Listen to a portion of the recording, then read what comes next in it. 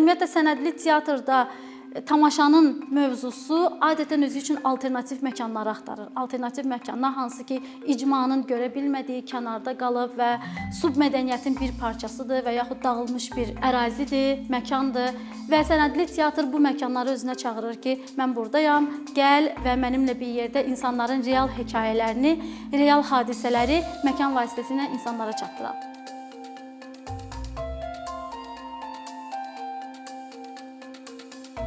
Dünya tarixində ümumiyyətlə 20-ci əsrə qədər uzun müddət ancaq gördüyünüz kimi komediya, faciə və dram üzərindən tamaşalar hazırlanırdı və yeni bir şey baş vermirdi.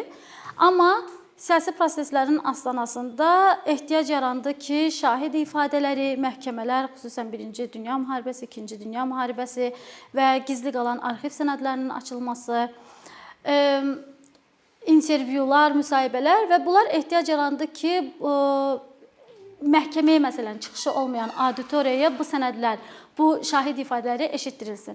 Və bunun əsasında sənədli teatr deyilən bir texnika formalaşdı.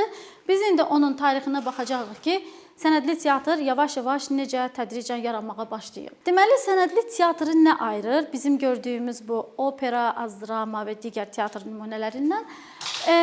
Burada əgər siz səhnəyə baxsaz, orada elə də böyük bir bədii üslubu olan, kahkaşanlı, necə deyirlər, şahanə bir dekorasiya görə bilməzsiniz.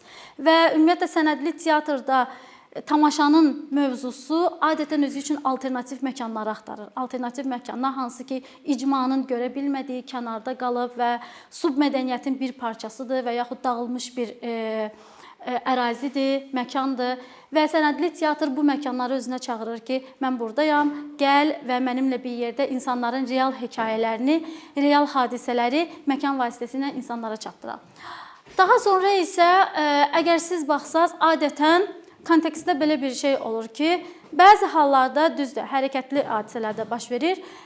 Mətnin oxunulması müəyyən yerlərdə baxsaz düzülmüş stullar ətrafında, düzülmüş stullarda oturmuş insanlar və onlara təqdim olunan real hekayə. Tamaşa bu cür formalaşmağa başlayır. Aktyorların elə də qrim, rekvizitlərlə və yaxud hər hansı bir tarixi qədim dövrə gedib çıxan və yaxud hər hansı bir hekayəni özündən canlandıran bir geyimi forması olmur. Əgər bu şahidin özünün real hadisəsindən gəlmirsə. Aktyorla tamaşaçı arasında daim qarşılıqlı ünsiyyət gedir. Məsəl üçün, biz getdiyimiz tamaşalarda nəyi görürük? Bir səhnə var və aktyorlar orada bizə bir hekayə təqdim edirlər. Burada təxəyyül var, fantaziya var. Təxəyyül və fantaziya üzərində qurulmuş arxada ssenografik bir quruluş var. Hansısa binanın çəkilmiş görkəmini görürük və tamaşaçı ilə aktyor heyəti arasında bir sərhəd var. Səhnədən üzü aşağı tamaşaçılar. Amma sənədli teatr deyir ki, tamaşaçı gəlmisənsə, qulaq asırsansa, dinləmək istəyirsənsə, mənim sənə deyəcəyim bir hekayəm var. Mənim sənə deyəcəyim bir problemim var. İndiyə qədər sıxılmışam, danışmamışam, amma məkandır, vaxtıdır. Məni ilə empatiya hissi qur. Məni hiss elə. Sən məni hiss eləsən, sən başa düşəcəksən ki, real, indi, hal-hazırda mənim hekayəm sənə nə deyir? Və bunun üçün bizim aramızda sərhəd yoxdur. Tamaşanın içərisində elə bir sözüm, elə bir ani hərəkət yarada bilər ki, gəlib məni qucaqlaya bilərsən, üzünü çevirib çıxıb gedə bilərsən və yaxud hansısa bir hadisəni sənə xatırlada bilər. Deyəcəksən ki, bunu oynayan heç özü tək deyil ki, mən də bu anda bu yerdə olmuşam. Aktyorun sıfır mövqeyi olur. Nədir bu aktyorun sıfır mövqeyi?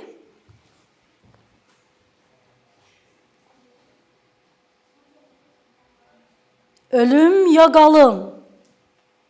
Sual budur bu. Burada artıq mən bir mövqe ortaya qoyuram. Hamınızın tanıdığı Hamletin monoloqundan. Nədir? Təsəvvür yaratdım ki, və məşhur bir şeydə əlimdə kəllə sümüyü var. Mən hansısa bir statusu olan və keçmişdən gələn bir qəhrəmanam, personajam və bunu oynayıram. Sənədli teatrda bu yoxdur. Sənədli teatrda biz real insanı olduğu kimi, olduğu geyimdə görürük. Velosipedçinin hadisəsidirsə, velosipedi ilə dayanıb sizə danışır hansısa bir hadisəni. Və yaxud tutaq ki, gedək müharibə qurbanlarından kimdirsə, təcavüzə məruz qalıbsa, olduğu kimi həmin qadını və yaxud kişini, uşağı olduğu kimi görəcəksiniz. Aktyorun sıfır mövqeyi o deməkdir ki, aktyor özündən hansısa bir əlavə personaj yaratmır. Ona təqdim olunan real qəhrəmanı olduğu kimi auditoriyaya göstərir. Səhnə ilə auditoriya arasında praktiki olaraq heç bir fərq yoxdur. Bunu biz üzündən keçdik. Birincisi yalnız ikincinin davamıdır və ya əksinə. Deməli, sənədli teatrda bir proses var. Tamaşaçı və aktyor real hadisəni əl-ələ tutaraq aparırlar. Əgər tamaşaçı ona təklif olunan vəziyyətdə bir rol oynamazsa, hərəkətə qoşulmazsa, artıq burada aktyor üçün bir vəziyyəti yarada bilmir. Yəni, tamaşaçının, bu bir növ icma təşəbbüsü, bilirik də, bir icmada insanlar əl-ələ verəndə problemin həllinin öhdəsindən gələ bilirlər və sənədli teatrda da budur ki, insanlar əl-ələ verməyə başlayanda onlar şahidin, şəxsin real hadisəsini səhnələşdirə bilirlər. Sənədli teatr ümumiyyətlə 2-3 dalğalı bir prosesi keçir və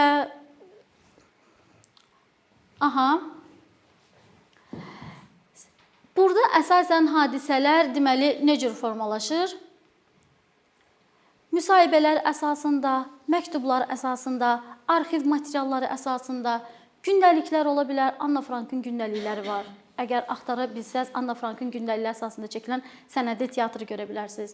Stenoqramlardır, şahid ifadələridir, məqalələr və digər real insanların bizi ilə bölüşə biləcəkləri hər bir şey. Ümumiyyətlə, sənədli teatr dedikdə bunun bir neçə növü var və çəkdiyim kimi etnodrama var burada, sənədlər əsasında formalaşan var. Ən məşhur, ən yaxşı, daha çox müraciət olunan texnika verbatimdir, verbatim adlanır. Verbatim şahidin və yaxud müsahibə olunan şəxsin bizə verdiyi söz ifadəsi. Rejissorun burada heç bir müdaxiləsi olmur. Heç bir təxəyyülü, fantaziyası istifadə olunmur.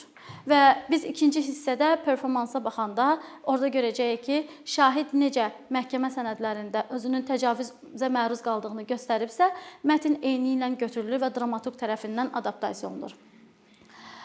Bundan başqa, burada yəni izah eləyir, bu verbatim prosesi necə baş verir, söz dediyim kimi zərrə qədər müdaxilə olunmadan. Və bu sənədli teatrda sanki müxtəlif, sən tamaşaçının nə olduğunu bilmirsən və tamaşaçılar müxtəlif sosial kimliklərdən, müxtəlif sosial arxa fonlardan, hekayələrdən, kimliklərdən, şəxsiyyətlərdən, peşələrdən gələ bilirlər və auditoriyada fərqli peşələrin, fərqli insanların bölüşdüyü hekayələr hər dəfə eyni təqdim olunan tamaşa üçün fərqli bir atmosfer yaranır. Tamaşanın ana xətti qalır. Əgər bu günləri auditoriya müəllimlərdən ibarətdirsə, qoyulan mövzu təhsil istiqamətindəki problemlərə yönələ bilər. Digər tərəfdən hərbiçilər ola bilərsə, eyni qoyulan mövzu başqa bir istiqamətə, müharibə mövzusuna gedə bilər. Yəni, bir növ sənədli teatrda təqdim olunan ana süjet xəttini aktyordan kənar, dramaturqdan kənar, həm də tamaşaçı formalaşdıra bilir. Və ümumiyyətlə, terminin özünə baxanda, burada da gördüyünüz kimi, tarixi sənədin təhrif edilməmiş formada bir təqdimatıdır. Bəlkə siz bu yaxınlarda Azərbaycanda hazırlanan bir tamaşanı görmüsünüz.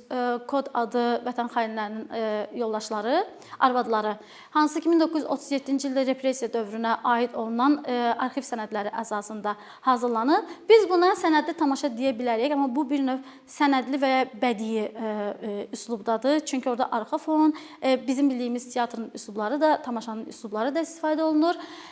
Azərbaycanda digər tamaşa növlərini, hansı ki 3 sənədli tamaşa hal-hazırda nümayiş etdirilir. Mən onun axırda sizə posterlərini göstərəcəyəm və gedib baxıb daha da buradan nəzərə əldə etdiyiniz bilikləri təcrübə ilə, iştirakçılıqla möhkəmləndirə bilərsiniz. Teatrın özünə həm də sözlü teatr deyirlər. Nəyə görə sözlü teatr deyirlər? Rejissor hər hansı bir sosial qrupla insanların davranışlarını, nitqlərini olduğu kimi kopyalayır. Sonra bu personajları səhnədə canlandırma məqsədi ilə onların dünyaya baxışlarını aktyor heyəti səhnədə əks elətdirir. Bunlar əslində sənədli teatrın bu hissələridir. Necə işlənir, hər birinin öz adı var və görünüş baxımından da hər biri bir-birindən fərqlənir. Bunun sözlü teatr, dediyim kimi, sənət teatrı, söz teatrı, bayaqları sənət teatrıdır, mən sənədli oxudum. Sənət teatrı təqdim olunan sənədlər əsasında hazırlanandır. Hansısa müharibədə itkin düşmüş bir insanın məktubları yığılır və dramaturq tərəfindən müdaxilə edilmədən bir dramaturji xətt üzrə düzülür, piyes hazırlanır və oynanılır. Şahid teatrı, mənim sənədli teatrda ən çox sevdiyim hissə budur. Şahidlərin intervyuları, müsahibələri əsasında hazırlanan şahid teatrıdır. Və mən fikirləşirəm ki, Azərbaycandakı sosial, siyasi, ictimai proseslər üzərindən çox yaxşı sənədli tamaşalar hazırlamaq olar. Çünki hadisələrin gedişatını bilən çox yaxşı şahidlər var.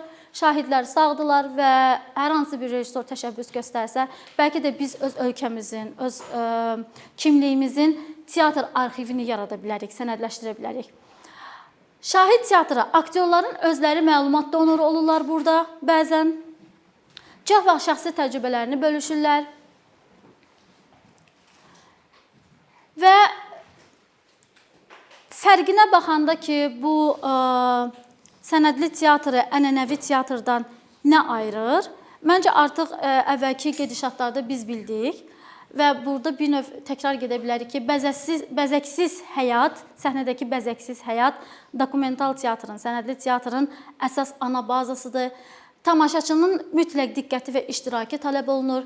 Tamaşa bitdikdən sonra müzakirələr başlayır, interaktiv müzakirələr. Deməli, tamaşaçının iştirakı təkcə rol oynamaqla deyil, həm də fikir mübadiləsi ilə, vətəndaş iştirakçılığı ilə prosesə qoşulmaqla başlayır. Yaxşı, oynadın, prosesin bir hissəsi oldun. Bəs bu problemə kənardan baxan üçüncü şəxs kimi sənin fikrin nə olardı? Nə təklif edirsən problemin həlli kimi?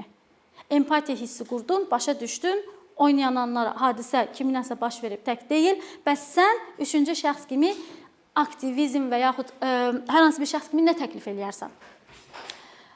Daha sonra müasir pyeslər tamaşaçıya əhval-ruhiyyənin stres testini verir. Məsəl üçün, mən bura çıxmamışdan qabaq biraz həyəcanlıydım. Baxmayaraq ki, hər dəfə səhnəyə çıxıram, hər dəfə də bizdə həyəcan olur. Səhnədə olanlar bilirlər ki, sən tək baxışlarını çoxluğa yönləndirirsən və çoxluğun qarşısında danışırsan. Burada da heç vaxt danışmayan, sözü olmayan tamaşaçıya prosesin bir hissəsi olmaqla təklif olunur ki, danış, iştirak elə, təşəbbüs göstər, fikirləş, həll yolu tap. Yəni, bu, bəzilərimiz əgər auditoriya qarşısına çıxış eləyiriksə, heç auditoriya qarşısına çıxış elməyən tamaşaçı üçün böyük bir dönüş nöqtəsidir həyatında, kimliyinin. Mən dedim, mən nəsə dedim. Personajları əks etdirmək və empatiya göstərmək bacarığını yoxlayır tamaşaçının. Başa düşürsənmi? Qabağında sənə təqdim olunan hekayədə, real hekayədə söhbət nədən gedir? Hiss eləyə bilirsənmi? Yoxsa barmağını uzadıb sən də məsxərəyə qoyacaqsan. Deyəcəksən, hə, adi bir şeydir. İnteraktivlik tamamilə fərqli insanların bir-biri ilə danışmasına və öz kimliyini birgə dərk etməsinə imkan verir. Adətən biz təlimlər keçəndə çalışırıq ki, komanda quruculuğu və yaxud isimli hərəkətləri eləyək ki, auditoriyada 20 nəfər bir-birini tanımayan insan varsa, bir-birinə isnişib daha sonra prosesi bölüşə bilsinlər. Və bu tamaşada da rejissorun öhdəsində bir şey olur ki, o bir interaktivlik texnikasından istifadə eləsin ki, bir-birini tanımayan insanlar 40 dəqiqəlik və yaxud 60 dəqiqəlik tamaşanın müddətindən asılı olaraq təklif olunan müddətdə necə isinmə prosesi təklif edə bilər ki, onun 10-15 dərəcəsində bir inam yaransın və tamaşaçılar bir-biri ilə isnişib daha sonra özləri təklif olunan proses yarada bilsinlər tamaşanın içərisində. İctimaiyyəti şoka salmaq sənədli teatra tamamilə yaddır. Çünki bu həqiqətin manipulyasiyası ilə eynidir. Yəni, hansısa tamaşaya gedəndə Notre Dame'lı Qozbel gəlir səhnəyə və aktyor onu öz baxışları ilə tam o Fransadakı 18-ci əsrin və ya 17-ci əsrin Notre Dame'lı Qozbel obrazını yaradırsa, tamaşaçı baxanda ki, wow, yəni Notre Dame'lı Qozbeli hiss elədim. Bir qəhrəmandır, hansısa hekayədən, əsərdən çıxıb, o dövrün şeyini gətirir mənim üçün təəssüratını. Burada isə sənədli teatrın elə bir hissi yoxdur ki, mən tamaşada wow effekti yaradım, onu təəccübləndirim. Deyir ki, bax, avtobusda səhər evdən çıxıb, axşama qədər getdiyin yolda 10 nəfər səninlə eyni məhəllədən gedir. 10 nəfərin həyat hekayəsinə indi qədər fikir vermirsən? Yox. Sən necə qonşusan? Və o qonşu öz hekayəsini danışanda başa düşür ki, yan evdəki qapının arxasında da eyni problemlər yaşanır və yaxud eyni sevinç bölüşülür.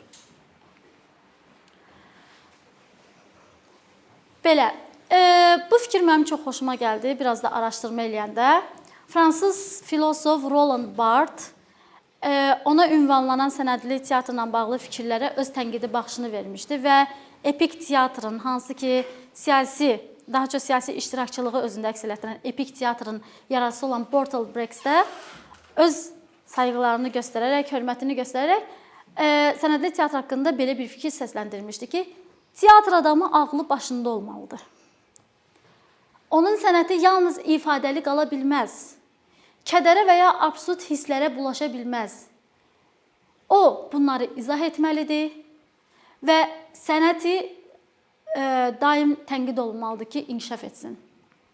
Parlaq axmaqlıqların vaxtı keçdi. Bu bir növ, bu deyir deyə, teatr həyatın güzgüsüdür. Amma sonra biz baxırdıq ki, saraylarda teatr əyləncə vasitə kimi istifadə olunmağa başladı.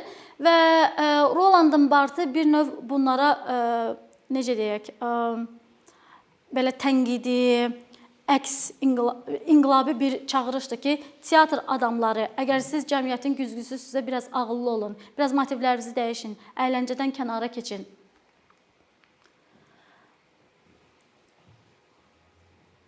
Deməli, İngiltərədə təhsil alanda mən bu sənədli teatrı eşidəndə deyirdim ki, bu necə olan bir şeydir. Sonra imkanım oldu ki, 2 ustad dərsinə də qoşulum və İngiltərədə Ice and Fire, Buz və Od, Alov adlı bir teatr fəaliyyət göstərir və bu teatrın əsas istiqaməti cəmiyyətə, yəni İngiltərəyə gələn miqrantlarla, qaçqınlarla, LGBT fərdlərlə, zorakılığa məruz qalmış üzvlərlə işləməkdir.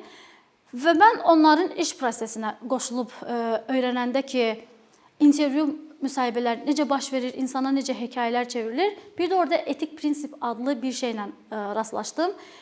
Psixoloji konsultasiyalara gedənlər bilirlər ki, ilk öncə psixoloqdan bir müqavilə imzalanır ki, burada paylaşılan burada qalacaq və psixoloq çıxıb onu üçüncü bir tərəflə paylaşmır. Əgər gələn tərəf hər hansı bir risk halı yaratmırsa. Və sənədli teatrında bir istiqaməti bu etik prinsip, sözlü müqavilə üzərindən gedir. Sözlü yox, daha çox yazılı sözləşmə müqaviləsi. Nəyə görədir bu? Ice and Fire-dan deməli olan rejissor bizi ilə bölüşürdü ki, miqrantların hekayələrini dinləmək üçün onlar ilk öncə miqrantların, qaçqınların gəldikləri, xüsusən şərq ölkələrindən gələn, orta şərqdən gələn qaçqınların yerləşdirdikləri miqrant düşərgələrinə gedirlər və insanlarla müəyyən bir proseslər keçir və kim razı olursa ki, onun hekayəsi sənədli teatrda səhnələşdirilsin, onlar müsahibəyə qoşulurlar. Səsli müsahibələr alınır. Amma burada bir risk halı var. Bir növ, bəlkə də bu mənim şəxsi fikrimdir, psixoloqun yanına gedib bir hekayəvi bölüşəndən sonra, ilk bölüşmələrdən sonra adətən səndə bir peşmanlıq hissi gəlir. Mən niyə dedim? Bu qədər mi zəifəm? Bəlkə bölüşəcək, bəlkə hamı biləcək. Onda mən küçənin ortasından keçən hamı deyəcək ki, dəqiq gəlir. Bax, barmaqlar mənə tuşlanır. Və rejissor deyirdi ki, elə hal olurdu ki, biz insanın razılığını alırdıq, hadisəsini pyesləşdirirdik, məşq olurdu, tamaşa günü şəxsən gəlirdi ki, mən hazır deyiləm, çıxartın. Və təbii ki, burada müsahibə verilən canlı şəxsə hörmət ən birinci, onun dəyərlərinə, onun həyatına, risk məsələsinin söhbət ən birinci hissədədir. Amma bu nə edir? Bu bütün hazırlıq prosesini məhv eləyir, dağıdır və bunun belə bir riskləri də var. Amma sənədli teatr deyir ki, canlı insanla işləyirsənsə, onun təhlükəsizliyi ən birinci amildir. Mütləq sözləşmə müqaviləsi imzalanmalıdır. Və bu çox yaxşı bir sözdür. Bunu da məqalələrin birinin içərisində tapmışdım ki, o insanların bizi ilə etibar edib paylaşdıqları hissələri nəyə görə göstərmək istəyirlər? Məni qəbul edib başa düşməyiniz üçün sizə öz təcrübəmlə bağlı həqiqət deməliyəm. Amma mən bu addımı atmağa cəhd eləyə bilmirəm. Və bu addımı cəhd etmək üçün mənə ikinci dil lazımdır. Sənədli teatr həmin ikinci dil olur. Və aktyor həmin ikinci dil olur.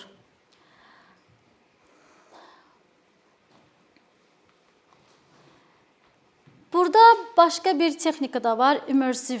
İmmersiv sözünü yəqin eşidənlər olub. Mövcudluq effekti yaratmaq. Və bu çox yaxşı bir şeydir. Mən buna öz ailəmdə oyunbazlıq deyiləm. Nədir bu?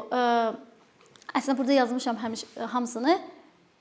Mövcud olduğun məkanda bir də özünün mövcudluğunu yaratmaq, iştirakçılıq, əvvəldə dediyim kimi. Və rejissor həmişə hansısa bir sənədli tamaşanı səhnələşdirəndə çalışır ki, ora hamının iştirak edəcəyi bir oyun qoysun. Məsələn, bu oyun nədən ola bilər? Bir fikirləşirsən, necə bir kontekst qura bilərəm, əgər hər şey oturan stullarda baş verirsə? İsa'nın sonuncu şam yeməyi. İsa'nın sonuncu şam yeməyinin fəlsəfi mənası odur ki, hər kəsi yığır, danışır və qidalanırlar, bölüşürlər, paylaşırlar. O konsepsiya üzərindən stol ətrafında insanlarla paylaşmaq və bir əyləncə texnikası üzərindən iştirakçılıq effektini yaratmaq olur. Və bütün teatrlar çıxanda, bütün texnikalar, ümumiyyətlə dünyada hər şey yarananda tənqidlərə məruz qalır və yaxud hər hansı bir təbliğat xarakteri ilə yaranır. Sənədli teatrında bir neçə dalğası var teatr dünyasında. İlk dalğası 1918-20-ci illəri əhatə eləyir və bir sıra təcrübələr göstərirlər. Bunlardan biri Sovetlərin təbliğat estrada kollektivinin hazırladığı Mavi Köynəklər tamaşasıdır. Mavi Köynəklər nə edirdilər? Deməli, bu əsasən Moskva Jurnalistika İnstitutunda Osip Brik və Vladimir Mayakovskinin təşəbbüsü ilə yaradılan bir qrupun fəhlələr arasında və yaxud oxuması, yazması olmayan insanlar üçün sosializm ideyalarını yaymaq məqsədi ilə yaranmışdı. Sinya bluza. Bunlar deməli qara köynək və yaxud qara və yaxud boz şalvar geyinirdilər, göy köynəklər və sosializm ideyalarını təbliğ edən performanslar sərgiləyirdilər. Hansı ki, nə idi bu performanslar? Təbii ki, Sovetlər ilk dövrlərində qurulanda burjuadan gələn, yəni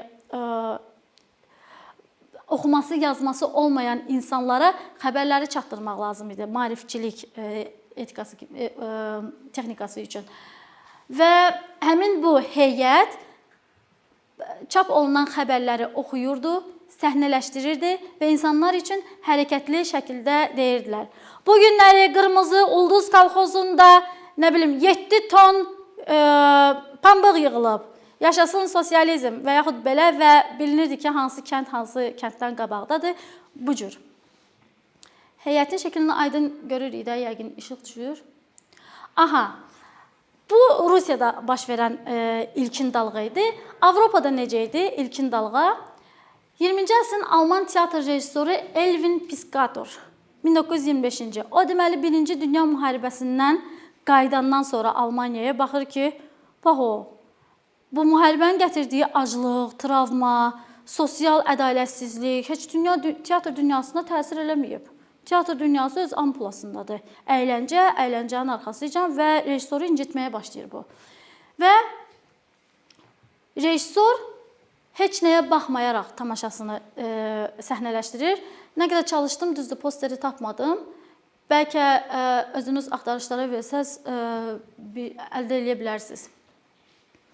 Və heç nəyə baxmayaraq tamaşası əsasən müharibənin gətirdiyi fəlakətləri özündə tərənnüm etdirirdi, bunun ictimaiyyətə təsirini göstərirdi. Bu da sənədli teatrın ilk dalğasına daxil olan tamaşalardan biridir. İkinci ən güclü dalğa 1960-cı illərdə başlayır və yenə Almaniyada və yenə deməli Ervin Piscator'un səhnələşdirilməsi ilə.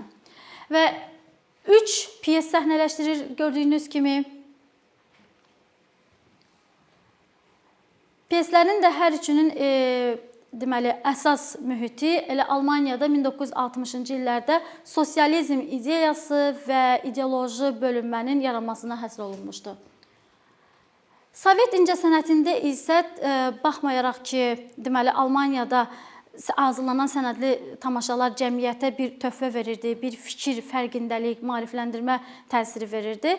Sovetlərdə Taganka teatrında dünyanı silkələyən 10 gün adlı kitabın müəyyən fəsilləri səhnələşdirilməyə başladı və bu demək olar ki, ümumiyyətlə Sovetlərdə sənədli teatr elə də inkişaf eləyə bilmədi.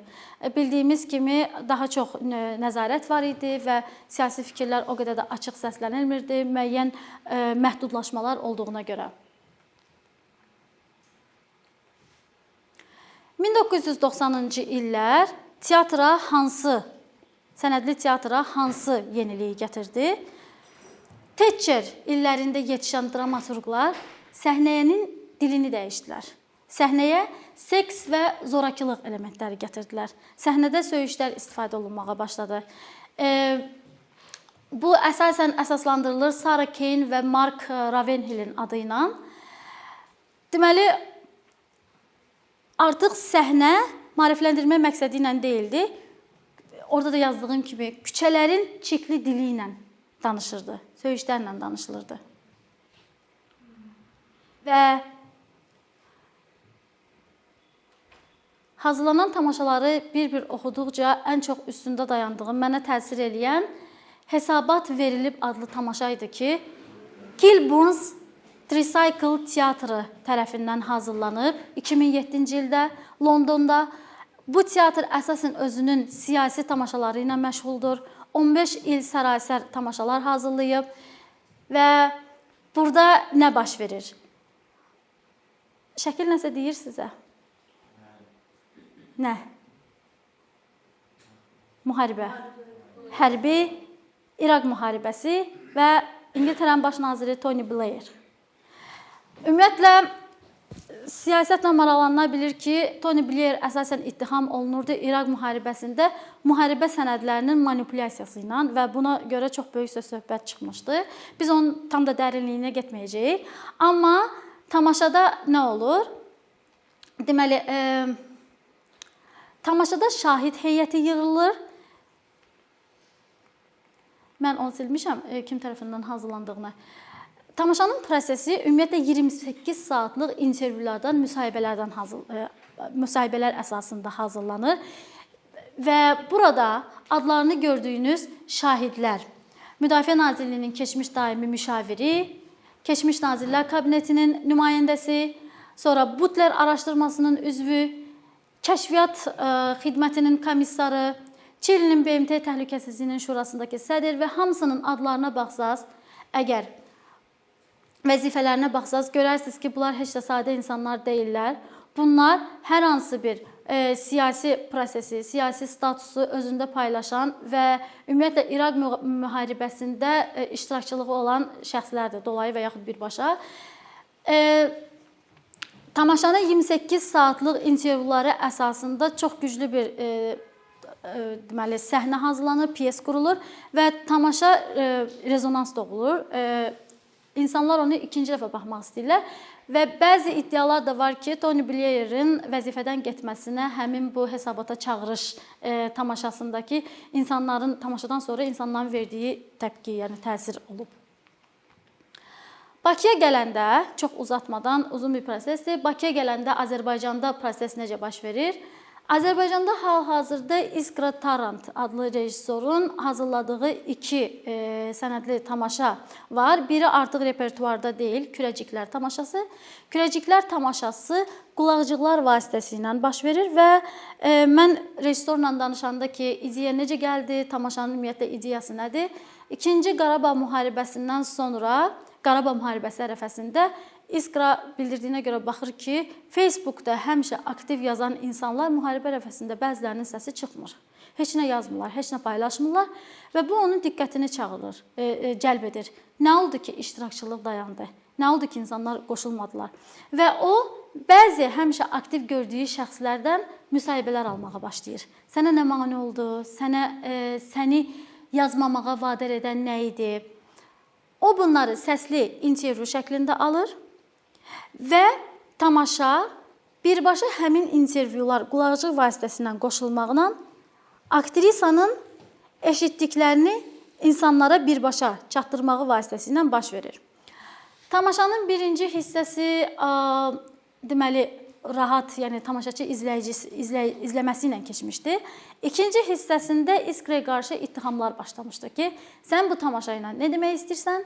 Və hətta İskra mənimlə bölüşdü ki, orada elə bir aura yaranmışdı ki, mən qorxdum insanlar məni döyərlər və üzərimə hücumlar da başlamışdı ki, sən müharibənin əleyhinəsən, sən anti-təbliğat kampaniyası aparırsan, amma İskra bunu sadəcə öz təcrübələrindən bu vaxta qədər yazan insanların susmasına səbəb nə idi sualını araşdırırdı. Növbəti tamaşa isə hal-hazırda yayımlanır və repertuardadır Anonim Alkoqoliklər klubu. Adından da gördüyünüz kimi, buradan bəzi şəxslər var idi ki, tamaşaya qoşulmaq istəyirdilər. Tamaşanın maraqlı bir şərti var, içmirsənsə gəlmə. Yəni, alkoqol içmirsənsə gəlmə və bu da tamaşaçı iştirakını məhdudlaşdırır. Nəyə görə məhdudlaşdırır? Onu mən deməyim, yoxsa rejissor məni öldürər. Anonim Alkoqoliklər klubunun o cavabı tapmaq üçün məncə gələ bilərsiniz. Amma Anonim Alkoqoliklər klubunda çox yaxşı iştirakçılıq var. Immersiv texnika, iştirakçılıq necə qurulur, insanlar necə qoşulurlar prosesə. Belə, mən istəmədim sizin çox vaxtınızı alım və kiçik bir fasilə verməklə həm də sizə bir sənədli tamaşa nümunəsi göstərmək istəyirəm.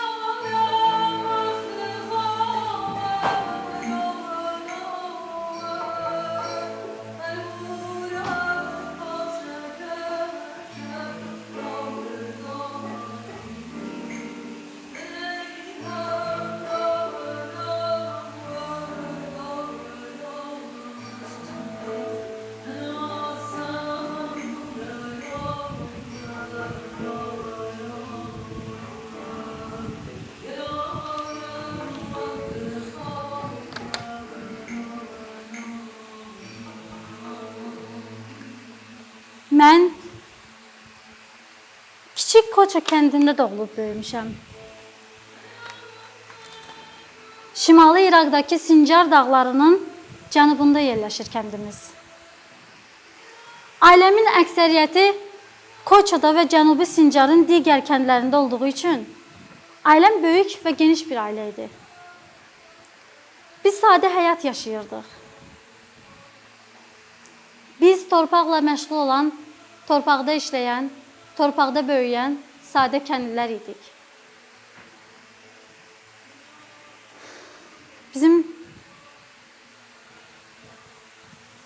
Mənim anam bizim ailənin başçısı idi. Biz 11 bacı idik. Və anam və bizim yaxşı yaşamağımız üçün çalışırdı. Bizim cəmiyyətdə bu adi bir şey deyildi. O çox güclü qadın idi. Və mənim bugünkü insan olmağımda anamın rolu çox böyükdür. Bilirsiniz, mən təcrübəmi bölüşmək elə də asan deyil mənim sizinlə.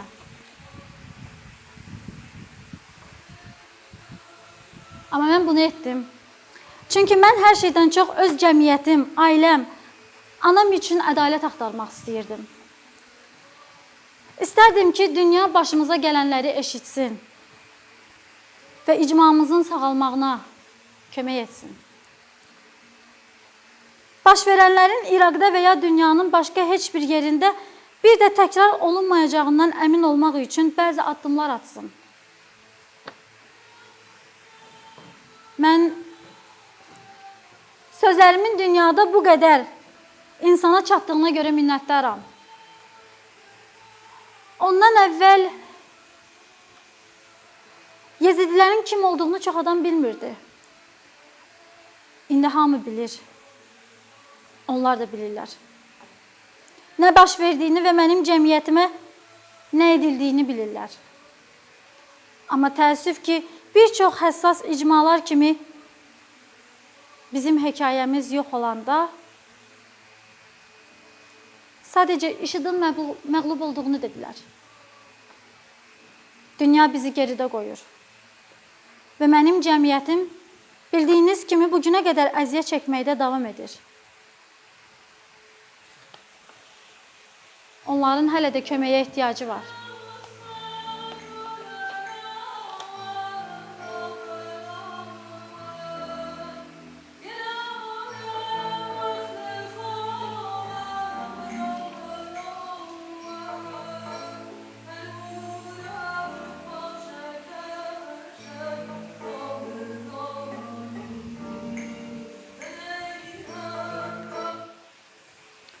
Çox sağ olun, təşəkkür edirəm.